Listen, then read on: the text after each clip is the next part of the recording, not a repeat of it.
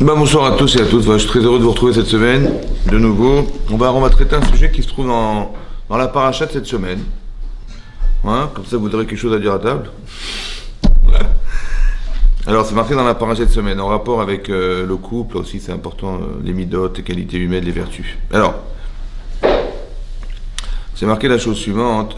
Donc, c'est marqué, donc après que malheureusement Avram il a perdu son épouse, il est enterré, etc. Donc là c'est marqué Va Avram Zaken Babayami, Va Hashem Berech et Avram Bakol. Donc Avram était déjà vieux et qu'il rentrait dans les jours et donc Hashem l'a béni dans tout. C'est marqué Vayomer Avram El Avdo. Donc Avram tout à coup s'adresse à son serviteur Zaken Beto qui était déjà vieux dans sa maison, à Moshel Bechol Asharlo qui régnait sur tout ce qu'il avait. Il lui a dit Simna Yedera Taratirichi Vashbiacha Bashem Loki Hashamim Loki Ares Asher Lotikar Isha Livni Midnot Akenani. Il lui a demandé de jurer carrément.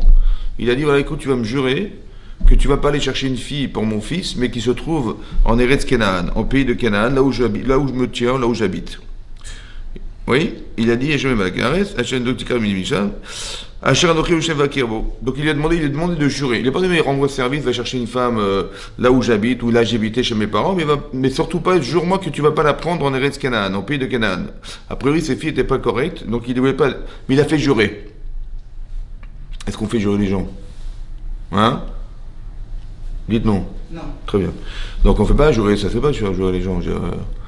Et là, on voit qu'il fait jurer son serviteur. Il dit, alors que Moshe Bechola, il lui a fait une confiance aveugle pour traiter tout ce qu'il a, toutes ses richesses, tout son argent. Mais quand il s'agit de trouver une fille pour son fils, non, tu vas me jurer là. Donc on voit que quelque part, c'est très important que, quelque part, faire jurer les gens, ça veut dire je n'ai pas de certitude, il va y avoir des problèmes. Et donc je ne veux surtout pas que tu cèdes. Ça va? On voit d'ici un truc très important déjà, c'est que tout ce qui s'agit de mariage, il y a du Yetzirah. Ça veut dire qu'il va y avoir des problèmes, des mauvais penchants, des machins, Et donc je te demande de me jurer. Ça veut dire que je t'enferme dans un serment pour que je sois sûr au moins que tu vas chercher ce que je te demande d'aller chercher et pas qu'il va se passer autre chose. Ça va? Vous avez compris? C'est un peu comme Yaakov Avinu.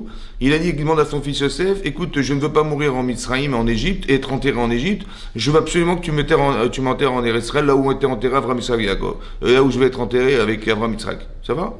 Il fait jurer son propre enfant. Pourquoi tu fais jurer? Parce que je suis sûr qu'il va y avoir des problèmes. Parce que le fait qu'il y ait une mitzvah d'aller entrer Yaakov Avinu dans la Marata Marpella, c'est sûr que le Satan il va s'arranger pour éviter que ça se fasse. Alors je t'enferme dans un serment. Et je suis sûr qu'il va s'arranger à ce que Pharaon il va dire non, je suis désolé, tu ne bougeras pas d'ici, tu es ministre, tu es premier ministre de l'Égypte. Il va falloir trouver toute forme d'argument pour empêcher que ça se fasse. Alors je t'enferme dans un serment, tu vas obligé de le faire, il n'y a pas d'excuse. Vous avez compris ce que ça veut dire?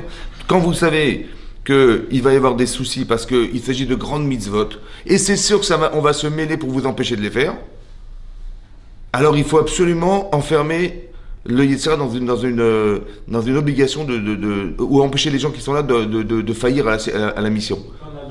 C'est là que tu as le droit, et c'est là qu'il y a marqué tu vas me jurer que. Et comme Yosef, il a été juré par son père qu'il devrait faire ce qu'on lui père lui a promis. Parce que tu n'as pas le choix. Vous voyez? Il dit, ah oui, mais j'ai tout essayé, j'ai fait ce que j'ai pu, j'ai pas pu. T'as pas le choix. Vous avez compris? C'est ça. Faire jurer les gens, c'est pas de trouver des prétextes pour dire j'ai tout essayé, ça n'a pas marché, ça n'a pas fonctionné, comme ici ça pourrait se passer. Ça va? Il dit qu'il y a l'artiv el monati. Tu vas chercher la fille dans mon pays, et là où je suis né, Teler ve la karta Ishal ibn Yisrak. Donc je vais trouver une fille qui a vécu là où j'ai grandi, je connais les gens, je veux que tu cherches une fille là-bas. Va Emerela va Eved, et sur ce. Alors, imaginez-vous, Avram Avinu, il vous demande d'aller chercher une femme pour son fils.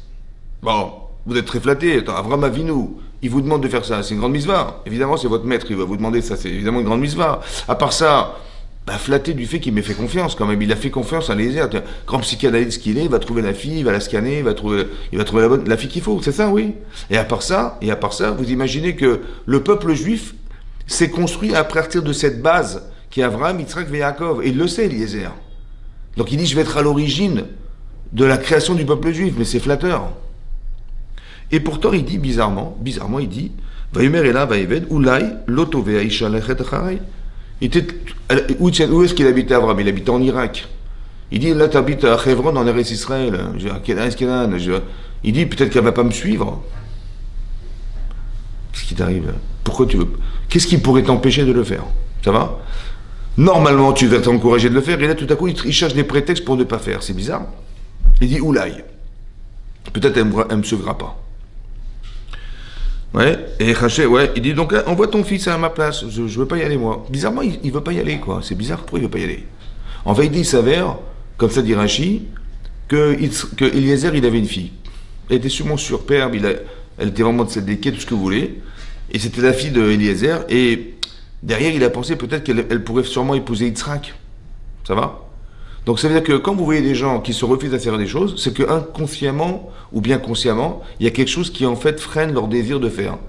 C'est quand même bizarre qu'il n'ait pas accepté de faire ce qu'Abraham lui demandait de faire. C'était un privilège pour lui, c'était flatteur pour lui, c'est tout ce que vous voulez, c'est vrai? Et il avait tout à gagner. Et comment ça fait qu'il a cherché un argument pour ne pas faire? Ça veut dire que ce qu'il désire va à l'encontre de ce qu'on lui demande. Pourquoi? Parce qu'il avait une fille, ça va? Donc quand vous voyez des gens en fait qui se refusent à faire des choses qui normalement logiquement devraient se faire, c'est qu'il y a des partis pris derrière. Il y a forcément un parti pris conscient ou inconscient qui oblige la personne à refuser. Ça va? C'est ce qui est marqué là. Et donc il a dit Vaïmer el Avraham, Ishamel echapen tashivet ben Ishama, garde-toi d'envoyer mon fils là-bas. Ouais? Hachem Eloké Hashamaim. Regardez ce qu'il a dit. Hachem, Dieu, Eloké Hashamaim, Asher lekachani mi bet avi, qui m'a pris de la maison de mon père. Mais reste mon attila là où je suis né, Vacher Liberlier, et qui m'a dit, Vacher Nishbal, et qui m'a même juré les morts, les Arachet et Aretz Azot, que pour toi et ta descendance je donnerai cette terre, où Ishlach Malacho Lefanecha, il enverra son ange devant toi. Mais la Karta Isha Libni Misham, et tu vas prendre la femme pour mon fils là-bas, cette femme pour son épouse là-bas. Ça va? Qu'est-ce qu'il a besoin de parler? Qu'est-ce qu'il a besoin de dire? Qu'est-ce que ça a à voir? Il dit le Dieu qui m'a juré, qu'est-ce que ça a à voir? Il dit le Dieu qui m'a fait sortir de la maison de mon père et qui m'a fait jurer que j'aurais la terre d'Israël. Mais qu'est-ce que ça a à voir avec la mission de Eliezer? Il n'avait pas qu'à dire, ben Hachem t'aidera. Hachem et Hazor, Hachem va t'aider. Voilà ce qu'il aurait dû dire. Non, tu sais, le Dieu qui m'a fait sortir de la maison de mon père et qui m'a juré la terre d'Israël. Mais qu'est-ce que ça a à voir avec le souci qu'on a maintenant? Qu'est-ce que ça a à voir? Le fait qu'il ait rappelé que Dieu qui l'a fait sortir de la maison de son père. Ce détail-là, il est en trop, disons, il est bizarrement inscrit ici dans le texte, c'est bizarre. Donc si effectivement elle refusait de te suivre, donc tu serais acquitté de mon serment, Zokrat et Binot et mais c'est juste mon fils, il n'en va pas. Et donc c'est marqué Vaïsem Maïvel et Tiado et Tachateh, donc il a joué. Baïkar Evel et Sarik Malim, donc il a pris 10 chameaux, etc. D'accord? Baïkar Evel et Sarik Malim, donc il avait pris 10 chameaux, avec lui 10 chameaux.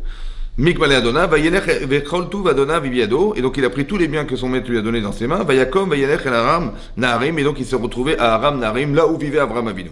El Erdachor, Vayivarech Agmalim, Michus Lameir, donc Vayavrech, il a fait plier les chameaux Michus Laïr, El Bet Amaim, ouais, El Ber Amaim, donc dans un puits, la Et Erev, la Et, etc.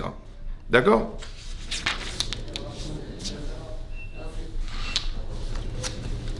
Mais juste avant, j'ai sauté un passage, c'est marqué, pardon. Vieshbiach, il a dit, je vais te faire jurer. Au début, il a dit, je vais te faire jurer par le Dieu du ciel et de la terre. Et après, il a dit, non, le Dieu qui m'a fait sortir d'Égypte, le Dieu de mon père qui m'a fait sortir d'Égypte. Il n'a pas dit le Dieu du ciel et de la terre. C'est bizarre. Au début, il a dit le Dieu du ciel et de la terre, et là, il a dit le Dieu de la terre, du ciel. Comment ça, du ciel? Comment c'est qu'il a, de la terre, pardon. Comment c'est qu'il a changé? Alors, Rachid nous dit comme ça. Rachid nous explique comme ça. Là, il a dit, quand au départ, il a dit le Dieu du ciel et de la terre. Et là, il a dit le Dieu de la terre. Pourquoi il a changé la version? Alors, Rachid nous explique comme ça. L'Oamar Elokesh Haaretz, il n'a pas dit le Dieu de la terre. Avant, il a dit, je te fais jurer au nom du Dieu du ciel et de la terre. Il a dit au nom de la terre et pas du ciel. Comment ça se fait? Amarlo, non. Arshav et Hachem Elokesh Hamim Elokesh. Aujourd'hui, il est reconnu Hachem comme le Dieu de la terre et du ciel. Parce que Ksheir Galti, Ksheir Galtiv, parce que j'ai habitué les gens à reconnaître que Dieu existait sur la terre. Avant, il était dans le ciel, mais pas reconnu sur la terre. Aujourd'hui, il est reconnu sur le ciel et la terre. J'ai habitué les gens à accepter qu'Hachem existait sur la terre. Avec Shela Kartiv et Batavi, par contre, quand j'étais pris du pays de mon père, Imaya Eloké Hachem, là, il était le Dieu du ciel, pas de la terre. Il était reconnu quelque part, intellectuellement, religieusement, il était reconnu Hachem dans le ciel, mais pas forcément reconnu sur la terre. Les gens ne comprenaient pas qu'il y avait une intervention au jour le jour dans la vie des gens sur la terre. Shelo, Ayuba, etc., Makirimoto. Maintenant, il est reconnu. Qu'est-ce qu'il a besoin de dire au départ? Le Dieu du ciel et de la terre. Et tout à coup, maintenant, il était le Dieu. Avant, il était le Dieu de la terre et pas du ciel. Non, de la ciel et pas de la terre. Et maintenant, il devient le Dieu du ciel. Alors, il dit oui, parce qu'au départ, quand je suis sorti de chez mes parents, bah, il était connu dans le ciel et pas sur la terre. Maintenant, il est reconnu sur la terre. Mais qu'est-ce que ça a à voir? Qu'est-ce que ça a à voir avec ce qui s'est passé, avec l'histoire du Shiloh, avec l'histoire de la proposition qu'Abraham il a faite à Eliezer? Qu'est-ce que ça a à voir là-dedans? Ça va? Il faut comprendre que ça a à voir là-dedans. Ok. Qu'est-ce qui s'est passé? Donc Eliezer, il va chercher une femme pour Yitzhak. Ok. Et là, bizarrement, la démarche d'Eliezer, on avait ici une fois, c'était pas d'aller la chercher, ce qui est bizarre. Il n'a pas été la chercher. Il a été prié à Hachem. Il a prié. Alors qu'on lui demande d'aller chercher une femme pour Yitzhak, dans sa démarche, bah, c'est d'aller la trouver. Et lui, il n'y va pas. Il fait autre chose. Il prie Hachem. Pourquoi il a prié Hachem? Et il a dit comme ça. Il a dit voilà. Donc il a placé ses chameaux devant le puits là-bas, devant la source d'eau. Vayomar, il a dit Hachem Eloké Adoni Abraham. Hachem, le Dieu de mon maître Abraham. Akrena Lefanaï. Viens, je t'en prie, chez moi, par hasard. Ayom, aujourd'hui. Vincé Chesed, il m'a donné Abraham et fait un acte de bonté pour mon maître Abraham. Il y a un ochin itzav aled amaim. Voilà, je me trouve devant une source d'eau. Uvnot anshair yotzot et shomaim. Et les jeunes filles de la ville, elles viennent puiser de l'eau. Veaya. Aneara asher omar elea. La jeune fille à qui je dirais, Atina kader, tends-moi ta cruche. Ve'eshte, je veux boire. Ve'amra, et elle me répondra, shte, bois. Ve'gam gemalecha ashke, et même à tes chameaux, je donnerai à boire. Ota ocharta le'avdecha le'Yisrak, u'baïda ki asita chesed imadoni. Comme ça, je saurai que c'est elle que tu as choisie.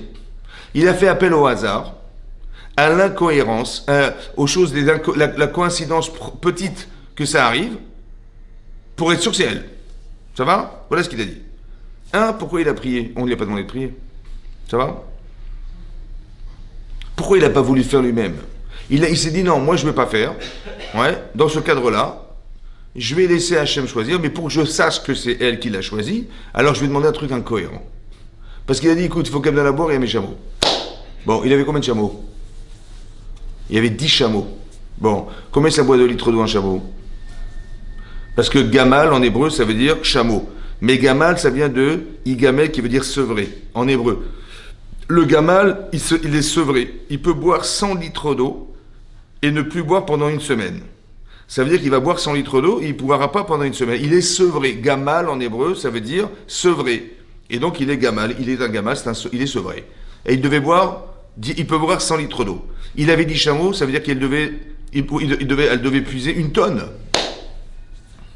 C'est ça qu'elle avait dit. Ouais. Et il a dit, si elle me donne à boire à moi, il a mes chameaux, c'est bon, j'aurais compris. D'où une fille, elle va te sortir une tonne d'eau, c'est impossible. Ouais. La coïncidence qu'elle réponde, ça veut dire que sa vie va changer sur 2 mots, quoi. Son avenir à cette fille-là, il va dépendre de la réponse qu'elle va donner. Ça veut dire que des fois, la vie, elle peut basculer d'une personne, parce qu'il faut qu'elle réponde à 2 petits mots, là. Elle dit à toi, il y a tes chameaux. C'est un truc de fou, quoi. Et à part ça, il faut qu'elle ait vraiment envie de donner une tonne de... Le type, il va s'adresser à la fille. Il dit, vous dérange pas, je bois votre gourde.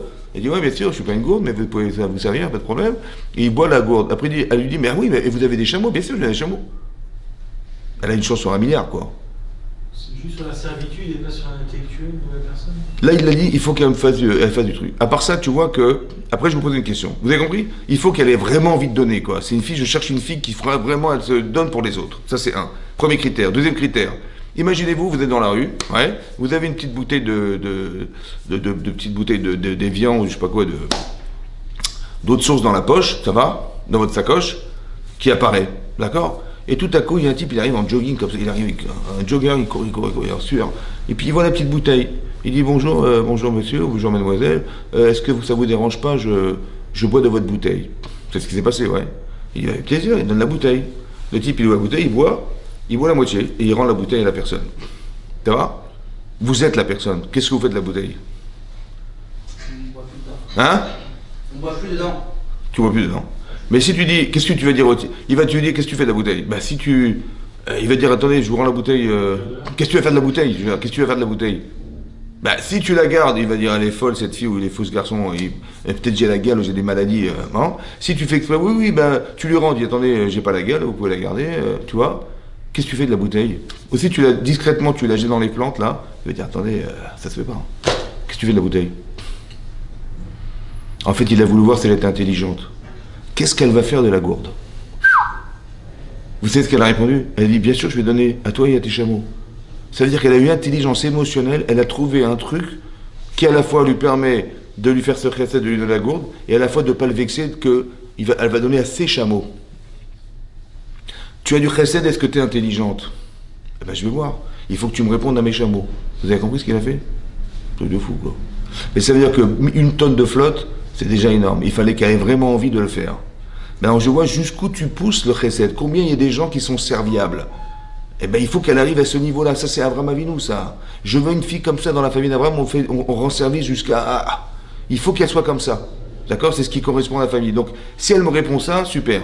Mais à part ça, je veux une fille intelligente. Je vais voir qu'est-ce qu'elle va me répondre. Je vais voir comment elle va réagir. Et ça va démontrer quelque chose de très important. C'est-à-dire qu'il y a des gens... En fait, on ne parle pas d'intelligence pure ici. Il y a des gens, ils ne vont pas trouver de solution. Mais en fait, la solution émotionnelle, elle vient de l'émotion. C'est-à-dire, si tu sais faire du bien, tu vas trouver des solutions. Si tu ne sais pas en faire, tu ne trouveras pas de solution. Vous avez compris, c'est ça qu'il faut. Donc il a voulu trouver quelqu'un qui soit foncièrement donneur et pas quelqu'un qui pense qu'à lui. Ça va? Et à part ça, quelle est l'intelligence de trouver émotionnellement la solution? Ok. Donc c'est ce qu'il a demandé à Hachem. Maintenant, pourquoi il a prié? Parce que comme ça. La vie est faite de choix. Ça va? On va te juger sur ce que tu es capable de choisir. C'est ça, c'est très important, c'est le choix. Ouais? Ce que tu vas devenir, c'est tes choix personnels. Tu peux réussir, tu peux rater, c'est ce que tu vas devenir qui compte. Ça va? Donc c'est ça. Donc la vie est faite de choix. Maintenant, il y a des choses que tu ne pourras pas forcément choisir.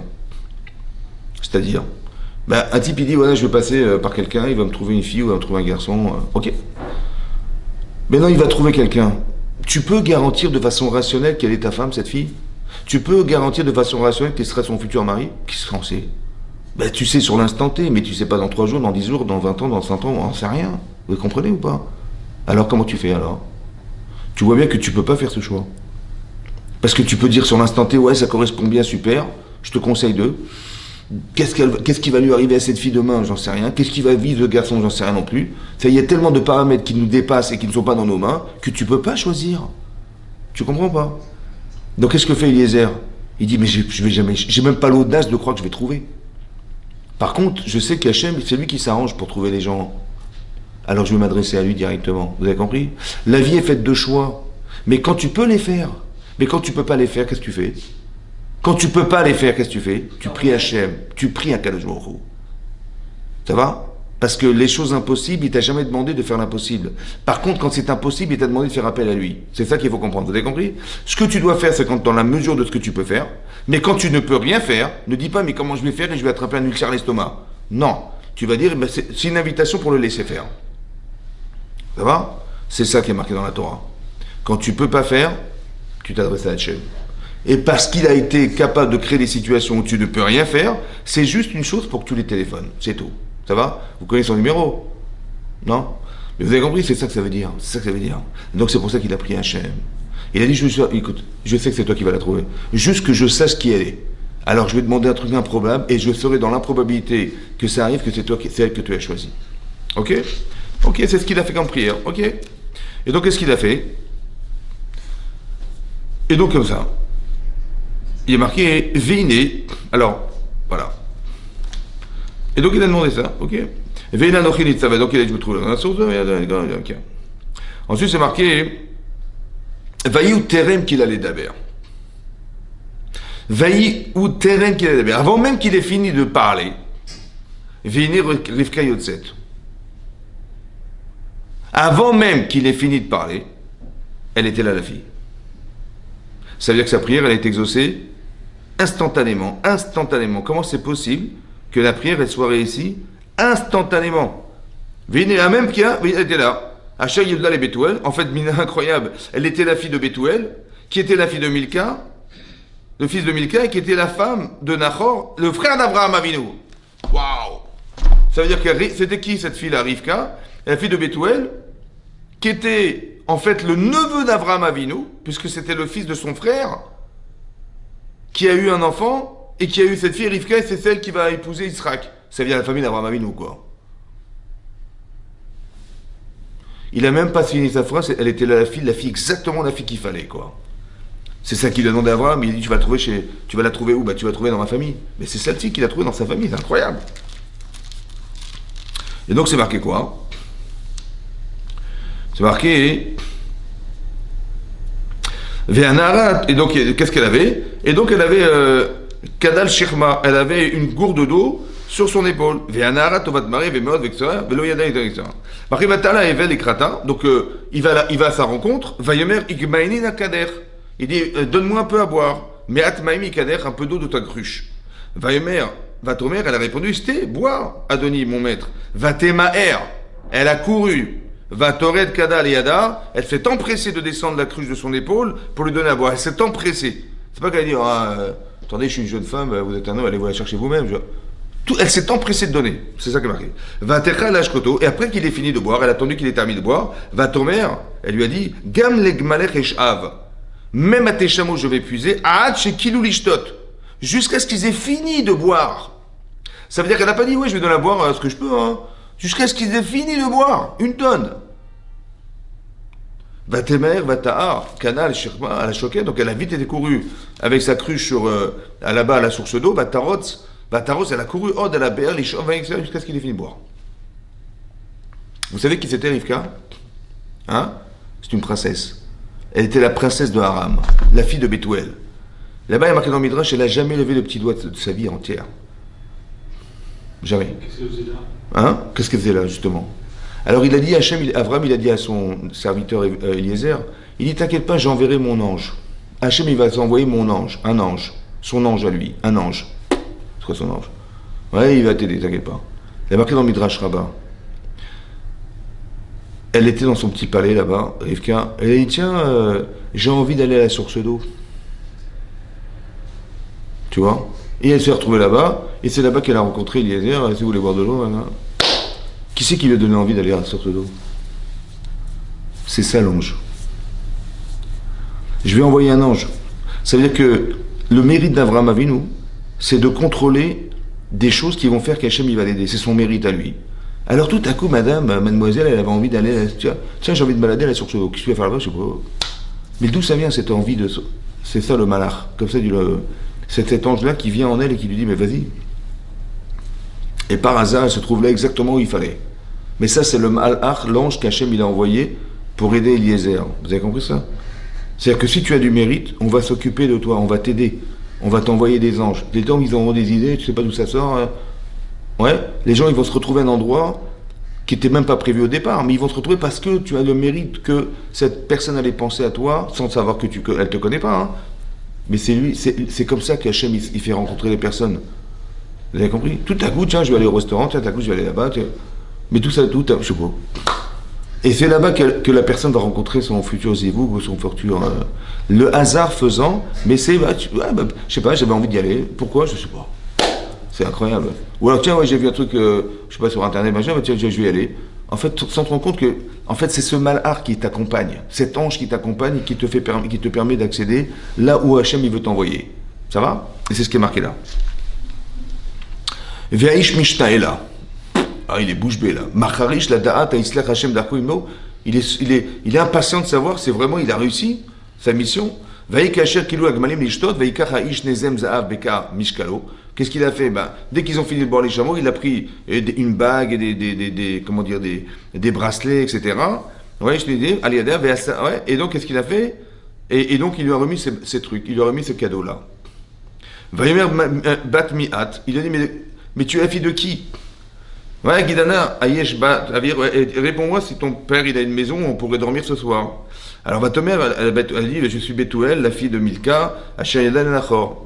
Nachor, encore une fois, c'est le frère d'Avraham Avinu. Ouais, Vatomer est là, elle lui a dit, on a aussi de la paille, etc., pour les animaux, etc., et j'ai aussi de quoi de faire coucher ce soir. Ça veut dire qu'elle a répondu exactement sur la première question, il a vu voir si elle était structurée mentalement. Il a posé deux questions. Une, de qui tu viens, quelle famille, et deux, est-ce qu'il y a un endroit où on pourrait dormir éventuellement avec ce qui m'accompagne? Elle a dit oui, je réponds à la première et à la deuxième. Donc on voit qu'elle n'a pas mélangé le discours. C'est ce que dit Rashi. Ouais, ça prouve aussi de l'intelligence. Et donc qu'est-ce qui s'est passé? Donc il va se retrouver là-bas. Et là-bas, c'est marqué qu'il va rencontrer Bethuel. le père de Rivka. Ouais. Et là, il va lui raconter, la paracha, elle est répétée, de nouveau, ce qui est très rare dans la Torah. On va répéter le même texte qu'on voit là, et il est répété dans la Torah lorsque Eliezer va expliquer au futur beau-père de Yitzhak ce qui s'est passé, etc. Ouais. Et donc le fait que la Torah répète, ou fait que la Torah est avare de mots, on apprend des halakhot de lettres, de petits trucs, de coïncidences à croire dans les textes, de mots qu'on aurait pu dire et qu'on n'a pas dit, et là, la Torah elle s'allonge, elle s'allonge, elle s'allonge, c'est bizarre. Ça veut dire qu'il y a un enseignement à tirer, c'est vrai. Premier enseignement, hein, c'est que il va répéter, il va dire, vous savez, mon maître il m'a proposé d'aller chercher une femme pour Yitzhak, et je lui ai dit, Oulaï, peut-être qu'elle ne me suivra pas. Et là-bas, le Oulaï, il y a marqué, Oulaï s'écrit Aleph, Vav, Lamed, Yud. Mais là-bas, il y a marqué Aleph, il y a Lamed, Yud. On a enlevé le Vav. Pourquoi on a enlevé le Vav? Parce qu'en vérité, il avait une fille à marier. Et lui, il avait très envie de lui proposer. Le Oulaï, peut-être, il était plein d'intérêt. Et là, on a enlevé l'intérêt parce qu'il a compris que c'était finalement pas sa fille, c'était une autre femme qui était réservée à Yitzhak. Vous avez compris? Ça veut dire que la thérapie du parti pris qu'avait Eliezer vis-à-vis d'Abraham parce qu'il avait une fille à marier, en fait, il a été solutionné. Oulaï, il manque, tout le parti pris a disparu. Parce qu'il a compris qu'en finalement, c'était pas sa fille qui était réservée à Yitzhak, c'était une autre femme, c'était Rivka. Ça va? Ça veut dire qu'il a solutionné son problème personnel. Comment? Ben, il a été entier dans sa démarche. Il a dit, voilà, je vais prier pour elle, je vais prier pour essayer de trouver, etc.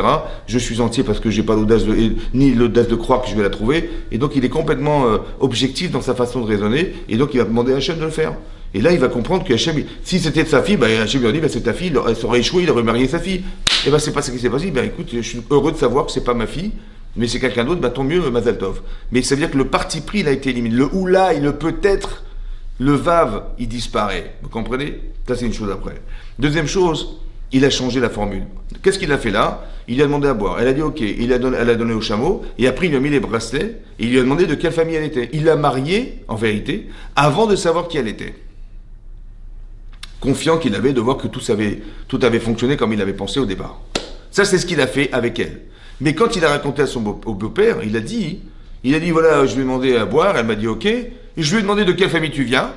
Et elle m'a répondu, je suis la fille de Nahor qui est mariée à Milka, etc. Et après, super, je lui ai mis les bracelets. Il a changé. Mais c'est pas ça qu'il a fait. Il a mis les bracelets d'abord, et ensuite, il a demandé de quelle famille elle était. Ça va? Et là, il a fait l'inverse. Il a demandé de quelle famille elle était, il a dit l'inverse. Pourquoi il a dit l'inverse? Alors Rachid explique comme ça. Quand tu t'adresses à quelqu'un qui n'a pas d'émouna, ben oui, c'est ça. Parce que lui, il a été confiant en Dieu. Il avait les mots d'Hachem, il a dit si ça se passe comme ça, mais c'est sûr que c'est impossible, cette coïncidence est improbable. Donc c'est Dieu, il m'a trouvé la solution, et c'est lui qui m'a proposé. Il a même pas fini sa phrase, elle était là, il lui a demandé à boire, elle a répondu à toi les chameaux, c'est exactement ce qu'il a demandé à Hachem, tout était vraiment calculé, comme ça s'est exactement réalisé comme il avait pensé le faire, c'est incroyable. Ouais. Mais non, lui, en tant que Mahamine, il va dire, bah, c'est ce que j'ai vu. Mais le type qui n'est pas croyant, il va dire, bah t'as eu du pot, ça va. Donc si quelqu'un n'est pas croyant, qu'est-ce qui va se passer? S'il lui avait dit, écoute, j'ai prié, machin, et bizarrement, elle m'a exactement dit ce que je lui ai demandé. Ouais, je lui ai demandé à boire, elle m'a répondu oui, elle m'a répondu à tes chameaux, mais c'est incroyable. Ouais, si je lui dis, eh ben je lui mets les bracelets tout de suite. Je dis, mais t'es malade, tu sais même pas qui elle est, t'es fou quoi, mais d'abord demande-lui de quelle famille elle vient, après tu mettras les bracelets. Ça va? Ça veut dire quoi? Tu vas amener les gens à une certaine logique, il faut suivre la logique, non pas la tienne. Suis la logique des autres. Parce que sinon il va dire, ah oui d'accord, ouais, n'importe quoi, ouais. Comment tu as osé lui mettre les bracelets sans savoir qui elle était, n'importe quoi. Donc en fait tu vas échouer dans ta démarche. Non. Il faut que tu sois cohérent avec la personne à qui tu parles. Si le type n'est pas croyant, alors raisonne avec lui dans sa croyance à lui, pas dans la tienne. Si dans une logique, on va dire, sociale, alors réponds sociale. Si une logique familiale, réponds familiale. Tu comprends? Parce que tu vas l'amener à penser. Il faut éviter la question. Parce que si tu dis, je lui ai demandé quelle était, elle m'a répondu oui à mes chameaux et que ça marchait, et je lui ai mis les bracelets avant, il me dit, mais comment t'as osé mettre les bracelets? La question, elle va interrompre dans le raisonnement. Vous avez compris? Ça va interrompre dans le raisonnement, et ça va casser tout ce qu'il a essayé de faire pour amener Bethuel à croire en Hachem. Vous avez compris? Parce qu'il va se dire, au final, j'ai une question. Il ne faut pas que tu aies de question. Alors, pour éviter la question, j'ai préféré inverser. Vous avez compris? C'est pas qu'il a menti, en fait. Il a menti ou pas? Bah oui, puisqu'il n'a pas fait ce qu'il a dit. Il a menti, oui ou non? Bah oui, il a menti. En fait, il n'a pas menti. Il a menti à celui qui va se tromper. À celui qui... Pas à la personne. Je mens pas à la personne. Je mens à celui qui va croire. Ou qui va mal croire. C'est pas pareil. Ça va? Le type, il va poser la question, mais en fait, c'est pour casser le raisonnement. C'est pour casser le fait qu'il va croire en Hachem. Donc les Sarah, il va dire, ah, t'as vu, il s'est trompé. Comment il a osé? La question, elle vient de qui? Elle vient pas de la personne. Elle vient du fait que le Yetzirah, il veut pas que la personne évolue. Et donc il va lui faire poser la question, ah, il s'est contredit. Ou alors il est incohérent. Comment il a pu donner les bracelets avant même qu'il ait su qui elle était? C'est pas logique. Vous avez compris? En vérité, ça vient du Yetzirah pour empêcher que les choses se fassent. Pour justement que ça se passe de cette manière, et là il a dit l'inverse. Il a dit, je lui ai demandé quelle famille elle était, en fait ça change rien pour lui. Mais pour l'autre, ça va changer sa vie. Ça va? Parce qu'il va entendre un discours qui paraît logique, sans qu'on puisse l'interrompre parce qu'on a des questions dans sa vie. Ça va? C'est clair ou pas? Qu'est-ce qui lui faisait croire que toi il n'était pas croyant? Parce qu'il voit bien que c'était tous des idolâtres. Il est arrivé là-bas, il a dit, ils sont lavés les pieds, les machins, parce qu'ils étaient tous idolâtres. Ouais. C'est-à-dire que son père, Rivka était idolâtre, son frère c'est un escroc, c'est Laman, c'est une famille un peu spéciale. Mais ce que je veux dire par là, c'est que, vous avez compris la démarche? Vous avez compris la démarche? La question qui est posée, c'est la suivante. Il a dit, je veux une fille intelligente et je veux une fille qui a un bon cœur. Voilà ce qu'il a dit, c'est vrai? Après il n'a pas dit, mais je veux en faire une croyante, ouais, une fille qui croit en Dieu, quoi. Bizarre, non? Bah, tu imagines la fille, elle est super intelligente, elle a un cœur extraordinaire, ben elle est complètement idolâtre, elle croit en rien du tout, elle est complètement athée. Comment tu vas... C'est bizarre qu'il n'ait pas posé la question, il n'a pas dit Hachem, moi je t'en supplie, au moins qu'elle soit... Comment ça se fait qu'il a mis plus l'accent sur les qualités humaines que sur le côté religieux? C'est ça la question. Vous avez compris? Comment ça se fait qu'il a fait ça? Alors ça, hein, ça vient répondre à la question que je vous avais posée. Il y a un Rav qui s'appelle Rav Eliyahu Lopian. Il a expliqué comme ça. Au début, quand il s'est adressé à Avram, il s'est adressé à Eliezer. Il a dit, tu sais, le Dieu du ciel et de la terre qui m'a fait sortir de la maison de mon père. C'est ça, hein, qu'il a dit. Et après, il a dit, écoute, il a dit, mais c'est pas grave. Celui qui était le Dieu du ciel et qui m'a fait sortir de la maison de mon père, etc., ah bah, il enverra son ange. Pourquoi il a changé la formule? Rachid nous dit, parce que quand Avram il était chez son père, c'était le Dieu du ciel, mais pas sur la terre. Il était connu dans le ciel, Hachem, mais pas sur la terre. Maintenant, j'ai fait savoir, ouais, après que je sois sorti de la maison de mon père, j'ai fait connaître Dieu sur la terre, et les gens ils étaient habitués à penser que Dieu existait sur la terre. Voilà ce que j'ai fait. Ouais, voilà ce qu'il a dit. Ouais, ouais, très bien. Pourquoi il a parlé de son père? Ben son père était idolâtre. C'est vrai ou pas? Il dit, mais malgré tout, je suis issu d'un idolâtre. Ben Avram, il descend de qui? Ben de Terach. Mais qu'est-ce qui m'a transmis mon père? Et qu'est-ce qui m'a transmis mon père qui m'a permis de diffuser l'idée qu'Hachem existe? Ben il m'a diffusé la logique. Il m'a diffusé le bon sens. Il m'a diffusé le rapport aux autres, le respect des autres, des valeurs essentielles dans l'existence. Pas religieux, hein? Pas religieux, mais des valeurs humaines. Ça va? Des valeurs d'existence, des valeurs de rapport, du respect des autres, de savoir considérer les personnes. C'est ça qui m'a transmis. Et grâce à ça, hein, j'ai trouvé Hachem. Éloqué Abraham, éloqué le Dieu du ciel et de la terre. En vérité, au départ, c'était le Dieu du ciel. Mon père était idolâtre. Il savait que Dieu existait, mais il s'en foutait. Il avait des idoles et machin. Mais c'est vrai que sur le plan religieux, il m'a rien donné. Mais sur le plan moral, sur le plan du rapport humain, sur le plan social, sur le plan de ce que vous voulez, il m'a donné. L'intelligence, il m'a donné. L'intelligence, la logique, il m'a donné. Qu'est-ce que fait Abraham? Il va voir des gens, et il dit, mais qu'est-ce que vous faites là? Ben, on se prosterne devant des statues là. Je dis, mais elles sont faites de quoi ces statues? Ben, de bois.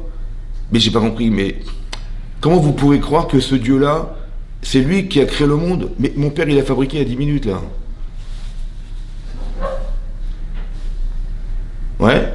Vous croyez vraiment que mon père il a fabriqué il y a 10 minutes, parce que mon père il a un supermarché des idoles là, il dit, vous croyez que mon père il a fabriqué il y a 5 minutes là, vous croyez que c'est lui qui a créé le monde? Mais c'est stupide de croire un truc pareil. À part ça, les gens quand ils avaient des problèmes, ouais, ben ils sacrifiaient leurs enfants, leurs propres enfants. Ils disent, ouais, Dieu il est pas content, voilà ce qui m'est arrivé, machin, des catastrophes, je suis tombé malade, machin, il est pas content, je vais sacrifier la chose la plus chère que je montre, c'est mes enfants. Il les prend, il les brûlait les gosses, pour les donner à Dieu, pour se faire pardonner. Alors maman me dit, je comprends, t'as des problèmes personnels. Bon, je veux bien. Mais tu veux vivre ou tu veux mourir? Mais je veux vivre. Mais pourquoi tu es obligé de tuer les gens pour vivre? Ah, t'as des problèmes, il faut que les autres ils meurent pour que tu vives toi. Ça va, tout va bien, ça va? Le bon sens, vous avez compris? Et donc il a commencé au début, parce que c'est marqué dans le Midrash Rabbah que Nimrod, c'était l'empereur de l'époque. Ouais. Et il faisait à l'époque de l'astrologie, etc., un peu comme avec Pharaon et tout. Et les astrologues ont dit, vous savez, il y a quelqu'un qui va naître et qui va prendre votre place un jour. Il dit, ah bon? Il dit, bah, toutes les femmes enceintes, on va les faire accoucher, là. Ils ont tué 700 000 enfants. 700 000 enfants pour être sûr de tuer l'enfant qui allait naître, sans savoir qui il était. Mais Terach, le père d'Abraham, sa femme était enceinte. Mais Terach était très très proche du gouvernement et très proche de Terach. Il a dit, attends, ma femme est enceinte, tu vas comme me soupçonner d'être... il va dire, ta femme, on reste tranquille. Bon, quand Abraham est né, les astrologues ont dit, bah, c'était le fils de Terach. Et là, Nimrod, il a essayé de le tuer. Qu'est-ce qu'il a fait, Terach? Il a caché son fils pendant 13 ans dans une grotte. Ça veut dire enfermé dans le noir total pendant 13 ans de sa vie. Ça va? Donc il n'a jamais vu le monde jusqu'à l'âge de 13 ans. Et lorsqu'il est sorti de la grotte, donc un âge plus ou moins réfléchi, il a vu ça, il sort de là, il sort du noir total, il voit des arbres, il voit la nature, il voit les oiseaux. Il me dit, c'est pas possible, c'est d'une intelligence incroyable, la structure du monde et machin. Au début, il a cru que Dieu c'était le soleil. Il dit, bah oui, parce que le soleil éclaire toute la terre. Bon, mais quand il a vu que le soleil se décline et qu'il laisse la place à la lune, il dit, ah bah c'est la lune. Le soleil s'est décliné, il est parti, bah, il a laissé la place à la lune. Bah c'est la lune, et les étoiles. Et après la lune a disparu. Et le soleil apparaît. C'est pas possible, donc c'est un cycle. Il dit, donc c'est ni le soleil ni la lune. Alors c'est qui? Et là, on commence à réfléchir, c'est un grand philosophe, et il a compris qu'au final, il y a quelqu'un, il y avait un Dieu unique, ouais, un Dieu unique qui pouvait régner le monde. Pourquoi un Dieu unique? Oui, oui. Peut-être qu'ils sont 2 ou 3 là-haut, ils se baladent, chacun se partage le temps de... Le Rambam, il explique, le Rambam Maïmonide, dans les halachot de Yesodot HaTorah, il dit comme ça. Il ne peut pas y avoir 2. Parce que s'il y a 2, il y a une forme. Tu as 2 personnes, donc il y a un, il démarre là, il s'arrête là, l'autre il démarre là, il s'arrête là. Il y a une bouteille et une table, il y a forcément une limite qui délimite l'objet de l'autre. C'est-à-dire que s'il y a 2, il y a forcément une forme. Mais s'il n'y a pas de forme, c'est que c'est forcément un et éternel. Parce que si ce n'est pas éternel, on verrait une forme quelque part, ailleurs, même beaucoup plus loin. Donc le Rambam, il explique, c'est forcément que Dieu, il est un, et sans limite. Parce que s'il y a une limite, il y a forcément autre chose. Vous avez compris? Donc il y a forcément un Dieu unique et éternel. C'est comme ça qu'il a déduit. Vous avez compris? C'est ça. Et donc Abraham, c'est un philosophe, c'est un penseur. Mais d'où il a cette logique, d'où cette intelligence? Ben, il doit à l'éducation qu'il a reçue, etc. Donc il le doit à son père. Vous avez compris ou pas?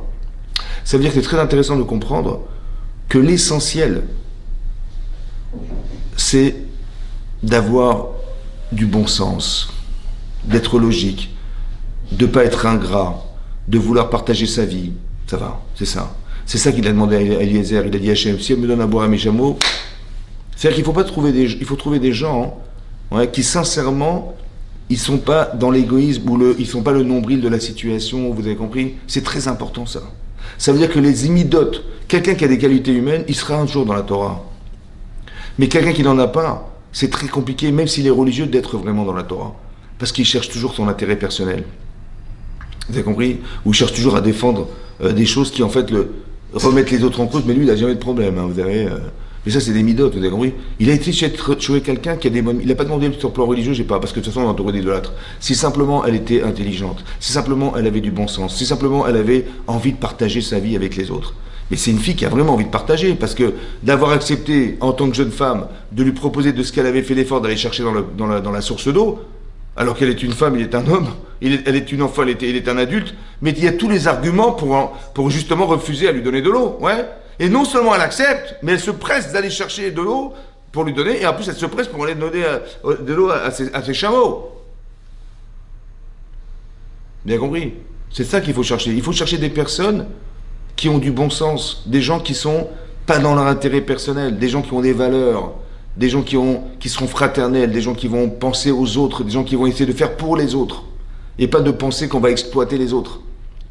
Ça va? Je vais me marier pour avoir des enfants, j'ai compris. Mais si tu fais pour toi, ou tu fais pour nous, vous avez compris, c'est ça? Tu comprends? Même en tant que femme, qu'est-ce que tu cherches de ton mari? Tu cherches dans ton intérêt personnel? C'est comme le Rav Dessler, une fois, il a rapporté, il a dit, il y a une femme, malheureusement, elle a perdu son mari. Ouais. Elle veut voir le Rav, il dit, vous savez, j'ai perdu mon mari, je ne sais pas comment je vais vivre, et je ne sais pas comment je vais m'en sortir et tout. Il dit, c'est bizarre parce qu'elle m'a dit comment je vais vivre et m'en sortir. Elle n'a pas dit, vous savez comment je suis peiné d'avoir perdu mon mari. Mais non, mais elle me dit, moi, voilà, mon mari est disparu, je suis comme une folle, j'ai perdu j'ai raté, comment je vais survivre moralement et mentalement en tant que femme, je viens de perdre mon mari. Elle n'a pas dit ça, elle a dit, mais comment je vais survivre financièrement? Tu as ton mari, c'est la banque, quoi. Vous avez compris ce que je veux dire? Vous avez compris? C'est là qu'on voit, est-ce qu'on se marie dans un intérêt personnel ou on se marie pour? Vous avez compris, c'est ça. On voit que même des gens qui ont du derech eretz, c'est-à-dire qu'ils ont du savoir-vivre, il faut faire gaffe. Parce que c'est trompeur des fois. Vous avez vu que dans la paracha qui précède, dans la paracha de Vayera, un jour Abraham, il est arrivé en Pélishtim. Ouais, il est arrivé en Pélishtim. Il y avait le roi de Pélishtim qui était un homme très respectable, qui était un roi, le roi de Pélishtim. Et la même histoire, elle se répète avec Pharaon et elle se répète avec. Ouais, donc la femme, c'était la femme d'Abraham, elle était jolie, c'était une très jolie femme. Et ils arrivent en Pélishtim, ça va? Et donc elle arrive à la frontière et on découvre cette femme magnifique, super jolie. Et on lui dit à son mari, elle dit, c'est ta femme? Il a dit non, c'est ma sœur. Ouais. Et elle dit non, c'est mon frère. Pourquoi? Parce qu'il a eu très peur. Il a dit, comme il avait dit à Pharaon, pareil. Avec Pharaon, il a dit, dis-leur que tu es ma sœur, parce que si tu leur dis que je suis ton mari, ils vont me tuer. D'accord? Pour te prendre. C'était comme ça la loi. La plus belle femme du royaume, elle passait chez Pharaon. Ça va? Il dit, mais c'est pareil. Donc il a menti pour éviter de mourir. Alors, il dit, je t'en supplie, dis-leur que tu es ma sœur, de façon à ce que je puisse avoir, ils vont me faire des cadeaux grâce à toi, et je survivrai grâce à toi. Voilà ce qu'il a dit à sa femme Sarah. Là, il n'a pas répété parce qu'il savait qu'elle était d'accord, comme ça dit Rachid, donc il n'a pas répété, il dit simplement, il n'a pas eu besoin de lui répéter, c'était clair que dans un endroit hostile où elle allait rentrer avec lui, il fallait absolument qu'elle dise qu'elle était son frère et pas sa femme. Ça va? Sa sœur et pas sa femme. Qu'est-ce qui se passe? Donc finalement, donc ils la prennent, ils l'amènent chez Avimelech, qui était le roi de Pélishtim. Hachem il vient en rêve. Il dit, la touche pas. C'est une femme mariée. Je dis, comment c'est femme mariée? Mais moi, je lui ai demandé, est-ce qu'elle est sa femme? Il m'a dit, non, c'est ma sœur. Ben moi, j'étais je suis innocent, je suis désolé, j'ai fait ça avec beaucoup d'innocence et machin. Il dit, je sais que tu l'as fait. Moi, je sais que tu l'as fait. Mais sache qu'elle est mariée, que ça, et si tu la touches, etc., tu mourras. Bon, il se réveille de son rêve. C'était un rêve. Il se réveille, il va voir Abraham. Ça va? Il dit, mais qu'est-ce que tu as été faire cette faute-là, gravissime? Tu te rends compte, j'aurais pu moi l'épouser, aucun cadeau du pays n'aurait épousé cette femme, elle était mariée, et en tant que Ben Noach, fils de Noach, on n'a pas le droit d'épouser des femmes mariées, c'est interdit, comment t'as failli nous faire fauter? Ça va, voilà ce qu'il a dit. Donc il a fait un véritable reproche à Abraham Avinu, il dit, mais comment t'as osé mentir, alors que nous, on était sincères avec toi? Voilà ce qu'il a dit. Vous savez ce qu'il a répondu à Abraham? Il dit, j'ai vu dans cet endroit qu'il n'y avait pas d'Irat Shamaim. Il n'y a pas de crainte d'Hachem. Ça veut dire quoi? La Gemara dans Makot, elle explique là-bas. Il y a ce qu'on appelle dans la Torah un Omer Moutar. Omer Moutar, c'est quoi? Ouais. C'est que le type, il croit que c'est permis. Ça va? Il dit, mais moi, je ne savais pas. Je croyais que c'était permis. Et par exemple, un type, il a tué quelqu'un, il a vécu dans la jungle toute sa vie. Et donc, il tuait les animaux, il tuait les machins. Il vient dans une société genre équilibrée. Et un type l'embête, il le tue, quoi. Et je dis, mais tu te rends compte, t'as fait un crime, c'est grave. Je dis, mais moi j'ai toujours tué les gens, j'ai toujours cru que c'était permis. Est-ce que quelqu'un qui dit au maire Moutard, il pense que c'est permis? Il est dans une catégorie de gens qui sont honnêtes, ça veut dire dans un cas de force majeure, j'ai jamais su.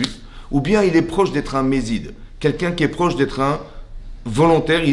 Est-ce que le fait de tuer légitimement, sans avoir la connaissance, ça permet d'exempter la personne? Ou dit non, t'es un criminel parce que c'est proche de penser que tu sais qu'on ne peut pas tuer les gens. Voilà ce que dit la Gemara. Ça va? D'où elle tire cet enseignement, finalement, que c'est grave. Elle le tire d'ici d'Avimelech. Pourquoi?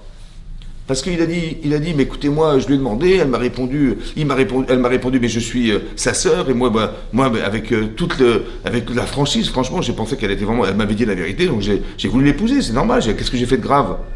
Hachem dit, tu sais, Abraham, il est Navi, c'est un prophète, il est intelligent. Pourquoi il est intelligent? La Gemara dit pourquoi? Parce qu'elle a dit, attends, qu'est-ce que tu dis? Moi, je suis innocent. Le problème, c'est que s'il avait dit que c'était sa femme, qu'est-ce que tu aurais fait? Tu l'aurais tué. Il dit, mais il le savait. C'est pour ça qu'il est obligé de mentir. Donc, elle est où ton innocence? Vous avez compris? Il dit, il n'y a pas d'Irat Shamayim dans cet endroit. Ça veut dire que, en fait, t'es soi-disant, t'es bien éduqué, tu fais machin, tu fais attention, les halakhot, les machins, mais au fond de toi-même, en fait, t'es prêt à tuer les gens qui te mettent des bâtons dans les roues, quoi. C'est ça, hein. Hein, c'est ça. Hein. Ça veut dire que, quelque part, sous une carapace, soi-disant, de type équilibré, machin, socialement intelligent, derrière, il y a un criminel potentiel, quoi. Vous avez compris ce que ça veut dire? Il dit, j'ai vu qu'il n'y a pas d'Irat Shamim dans cet endroit. Parce que si je t'avais dit, c'était ma femme, tu m'aurais tué pour la prendre. Après, tu dis, mais moi, et donc j'étais obligé de mentir. Mais à cause de qui j'ai menti? Parce que je sais que tu es un criminel. Vous avez compris ce qui se passe? Ça veut dire que même sous des apparences, genre bon genre et tout ça, en fait, il peut y avoir des gens qui, en fait, au fond d'eux-mêmes, ne sont pas équilibrés. C'est pour ça qu'il a eu peur. C'est pareil, vous avez compris? C'est-à-dire que quand on rencontre des personnes, il faut toujours s'assurer de deux choses. Il faut essentiellement voir les qualités humaines, les vertus des gens. Comment le type il se comporte, comment la fille elle se comporte, est-ce qu'elle est généreuse, est-ce qu'elle a envie de profiter de ce qui lui arrive, ou alors elle est capable de partager avec sa vie avec les autres. Vous avez compris? Et le garçon c'est pareil. Est-ce qu'il se marie dans l'intérêt d'eux? Ouais. Quand vous dites aux gens mais pourquoi tu veux te marier? Ben, je veux me marier parce que je veux avoir des enfants, je veux avoir machin, je veux avoir une famille fondée. Mais dans quel but? C'est quoi ton but? Tu as compris? C'est parce que tu veux avoir ou tu veux partager? Ben, c'est pas pareil, vous avez compris? Il faut aussi réfléchir à une chose, côté moyen. Le mariage, c'est un désir. C'est un besoin. C'est vrai, c'est un besoin.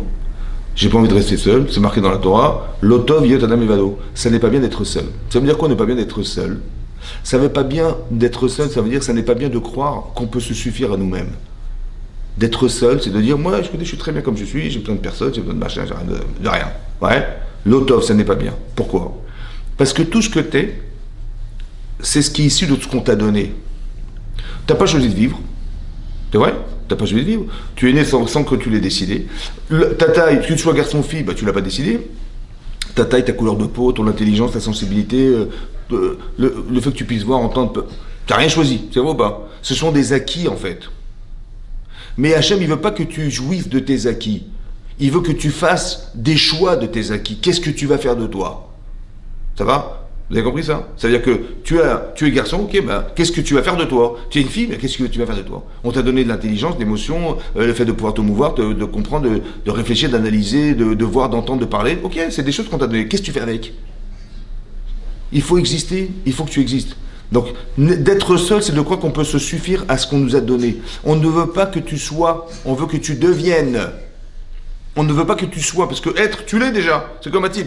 Il dit, mais moi, je fais pas les mitzvot. Tu vois? Bah, pourquoi je fais les mitzvot? Bah, je fais les mitzvot parce que je crois en Dieu. Mais moi, je crois en Dieu, moi! Qu'est-ce que j'ai besoin de faire Shabbat, Tarat Mishpacha, Kacher? Pas besoin. Je crois en Dieu, ça suffit. Ouais.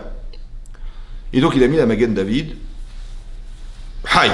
Ouais, il a la chemise bien ouverte, les poils qui sortent, là. Et là, haï, il y a le truc, voilà, je suis juif. Je lui dis, mais qu'est-ce que tu fais avec cette Magen David? Ben, je te montre que je suis croyant, je suis croyant. Je lui dis, mais juif, tu l'es déjà. Parce que ta mère est juive. On t'a pas demandé d'être juif, parce que tu l'es déjà. On t'a pas demandé d'être, tu l'es déjà. Par contre, il faut devenir juif. Ah, ça c'est autre chose. Ah, il y a du Yetzirah, il y a des mitzvot à faire, il faut s'engager. Wow! Tu comprends pas? Donc là, il faut devenir juif. On t'a pas demandé là, tu l'es déjà. D'être ma'amine, c'est de savoir qu'il y a des choses qui sont contre tes intérêts. Tu vas le faire ou pas? Ben, c'est ça la émouna. C'est pas de quand ça va bien, quand ça marche bien, grâce à Dieu. Ben, j'ai compris, mais quand c'est contre tes intérêts et il y a quelque chose à confronter, tu vas le faire ou tu vas pas le faire? C'est là que ta vie elle démarre. Qu'est-ce que tu vas faire de ton intelligence pour analyser les situations? Qu'est-ce que tu vas mettre devant tes yeux? Qu'est-ce que tu vas apprendre à écouter? Qu'est-ce que tu vas dire dans ta vie? Ah, c'est autre chose ça. Là, il y a des règles. Vous avez compris ou pas? Il y a des règles. Donc c'est pour ça qu'il faut faire attention à ça. Il faut faire attention à qui on a affaire. Maintenant, ce qui est intéressant, c'est ça que je voulais vous expliquer. C'est que dans le cadre du Shidour, dans le cadre de l'expérience du Shidour, ouais, il faut dire l'otov yet levado, ça veut dire que il faut que tu comprennes que la vie se partage. En hébreu, chaim, c'est la vie. Mais chaim, c'est un pluriel. On ne dit pas chai. Chai, c'est un singulier. Chaim, c'est un pluriel. Ça veut dire que la vie se partage à deux. Elle se conjugue au pluriel. Il faut que tu saches partager ta vie avec quelqu'un d'autre. J'ai envie de me marier. Ça va? Elle a envie de se marier. J'ai envie de manger. Ben, quand tu as envie de manger, qu'est-ce que tu fais? Tu as des gros dans ton ventre. Ton corps, il a faim. Ben, ton cerveau, il dit, ben, ouvre le frigidaire, va te faire un sandwich, je sais pas. Ouais. J'ai soif, mon corps a besoin de boire. Et ben, ton cerveau, il dit, ben, va boire, ouvre ton frigidaire, va boire une bouteille d'eau. Ça va? Bon, mais quand tu as bien mangé, bah t'as plus faim. Quand t'as bien bu, bah t'as plus soif. C'est vrai ou pas? J'ai envie de me marier. Bon, je me suis marié. Bah j'ai plus faim. C'est pas grave, on va avoir des enfants. J'ai envie d'avoir des enfants. J'ai eu des enfants. Donc tu t'es marié, donc tu as eu ce que tu espérais. Elle a trouvé le prince charmant, et toi tu as trouvé la femme idéale que tu cherchais. Donc t'as faim ou pas? Ben, quand t'es rassasié, t'as plus faim. Hein. Donc si l'objectif de ta vie, c'est de combler ta faim, de combler tes besoins, ben, quand tu les as comblés, qu'est-ce que tu fais avec ta femme maintenant? Qu'est-ce que tu fais avec ton mari? Vous avez compris pas? Mais t'as plus faim, t'as plus envie. T'as envie? Si ça reste qu'un besoin, c'est catastrophique. Parce que quand t'as fini de manger, ben, quand il te reste un peu de manger dans ton assiette, tu mets à la poubelle. Ça va? Donc les restes, tu les mets à la poubelle. Ça va? Donc qu'est-ce que tu fais de ta femme après? Ben, à la poubelle. Ton mari? Ben non, on n'a pas fini, non, je vais avoir des enfants. Sans elle, je peux pas. Non, tu auras des enfants. Elle aussi. Si tu vis par intérêt personnel, c'est une catastrophe. Parce que quand t'es comblé, ben t'es comblé, mais t'as plus faim. Qu'est-ce que tu fais? T'as plus envie maintenant. T'as plus envie de te marier parce que t'es déjà marié. T'as plus envie d'avoir des enfants, t'as choisi de plus en avoir plus. Alors, t'as plus envie, alors qu'est-ce que tu fais alors? Il faut arrêter de réfléchir comme ça. Dans la Torah, il y a un petit secret qui est marqué là. Il est marqué comme ça. Quand un homme se marie, c'est marqué Azov avi veimo. Abandonne ton père et ta mère. Vedavak bishto et colle-toi à ta femme. Voilà ce qui est marqué dans le texte. Maintenant, depuis quand tu dois abandonner tes parents? Il y a marqué Azov avi veimo, ça veut dire abandonne tes parents et colle-toi à ta femme. C'est ça qui est marqué, oui. Mais t'as une mitzvah d'honorer tes parents. T'es marié, tu honorer tes parents. C'est quoi? D'abandonner tes parents? Ouais. Alors j'ai pensé comme ça. L'idée, c'est peut-être ça. Azov, abandonne tes parents, ça veut dire abandonne le système parental. Quand t'es célibataire, tu claques des doigts, t'as la voiture de ton père, t'as l'argent de ton truc, t'as la chambre, t'as la nourriture, maman elle a préparé tout, machin. Ouais. Donc tout est à ton service. Azov, abandonne, c'est fini ça. Maintenant que t'es marié, maintenant que t'as reçu de tes parents une éducation, t'as reçu des parents des principes, t'as reçu. Ouais. Qu'est-ce que tu vas faire de toi, ça veut dire. Maintenant, je vais rencontrer un garçon. Qu'est-ce que je peux lui apporter? Pas qu'est-ce que je peux gagner. Qu'est-ce que je peux lui apporter? Je vais rencontrer une fille. Pas qu'est-ce que j'ai à gagner. J'ai faim de me marier. J'ai envie de me marier. J'ai compris. Mais quand tu es marié, après, tu n'as plus envie. Non. Ton désir, il n'est plus maintenant de prendre comme tu étais célibataire. Tu prends de tes parents, c'est eux qui payent le loyer, c'est eux qui te donnent à manger, c'est eux qui te prêtent de l'argent, qui te donnent de l'argent, c'est eux qui te prêtent leur voiture, c'est eux qui te prêtent... Tu comprends? Tu reçois en permanence, c'est pas possible. Il faut que quand tu comprennes aujourd'hui que c'est différent. C'est-à-dire, qu'est-ce que je peux apporter et pas qu'est-ce que je peux prendre. Et quand tu cherches à donner, ben, il n'y a pas de limite. Il n'y a pas de limite. Parce que qu'est-ce que je peux lui apporter? Mais c'est jusqu'à la fin de sa vie. Vous avez compris ou pas? Par contre, qu'est-ce que j'ai à gagner? Ben, j'ai déjà gagné. Je me suis marié. Mais c'est pas ça qu'on cherche à faire. Ce qu'on cherche à faire, c'est qu'est-ce que tu peux trouver à faire pour l'autre, pas qu'est-ce que tu peux gagner. Il faut servir l'autre et pas te servir de l'autre. Il faut servir l'autre et pas te servir de l'autre. Tu dis, bah ouais, si je veux des enfants, ma femme va faire des enfants, c'est une machine à faire des enfants. Mais ta femme, c'est une machine. Tu dis, moi je sais pas cuisiner. Hein. Ma femme, elle sait cuisiner. Moi, je sais faire que des sandwichs, mais elle sait bien cuisiner. Donc j'ai, Baruch Hashem, une cuisinière. Et j'ai même une femme de ménage. Ouais, et si ta femme, c'est une femme de ménage, ta femme, c'est une cuisinière, ben, prends une cuisinière, prends une femme de ménage, pourquoi tu te maries? Non, ta femme, c'est autre chose. Ton mari, c'est autre chose. D'ailleurs, oui. Il faut comprendre qu'est-ce que je peux apporter et pas qu'est-ce que j'attends. Vous avez oui. C'est ça qui est marqué dans la paracha. Il a cherché une femme, elle va courir pour lui donner à boire. Elle va courir pour donner à boire à des chameaux, mais qu'est-ce qu'elle va faire des chameaux? Et puis c'était des chameaux, encore ça va, mais une tonne d'eau. Vous imaginez? C'est-à-dire que combien elle est volontaire dans le principe de partager. Alors, si déjà elle peut partager de son temps et de ses efforts pour des animaux, alors a fortiori pour son mari. Vous avez compris ce que je veux dire? C'est ça qu'il a vu, lui. Vous avez compris? C'est ça qu'il a vu. C'est-à-dire qu'il faut chercher des valeurs, il faut chercher des valeurs humaines, il faut chercher des gens qui ont des vrais sentiments de partage. C'est ça qui est important.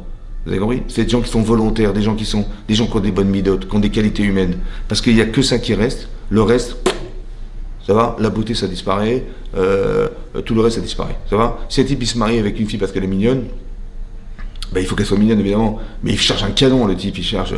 Il faut qu'elle soit sur les catalogues. Sinon, il se marie pas, tu vois. J'ai compris, mais ta femme, elle va changer. De toute façon, ça s'effrite, tout ça. C'est pas... Tu vois? Par contre, l'être, ça change pas.